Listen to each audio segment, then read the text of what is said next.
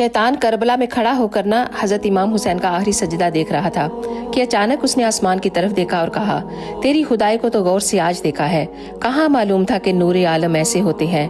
ऐ खुदा, सजदे से कभी मैं इनकार न करता अगर मुझको मालूम होता कि इंसान ऐसे होते हैं। आप सल्लल्लाहु अलैहि वसल्लम ने फरमाया, तुम जब पानी से गुजरा करो या किसी पुल से गुजरा करो तो कसरत से सूरत कौसर का विर्द किया करो। तुम्हारी नज़र जितने भी पानी पर पड़ेगी उसका एक एक कतरा आपके लिए मगफरत बन जाएगा। अगर आप दूसरों के साथ इसको शेयर करोगे तो सदका जारिया बन जाएगा। आपको पता है कि दुआ नसीब से ज़्यादा कीमती होती है, क्योंकि जब ज़िंदगी में सब कुछ बदल जाता है तब इंसान के पास दुआ ही एक ऐसी चीज़ बचती है जो इंसान का नसीब बदल देती है।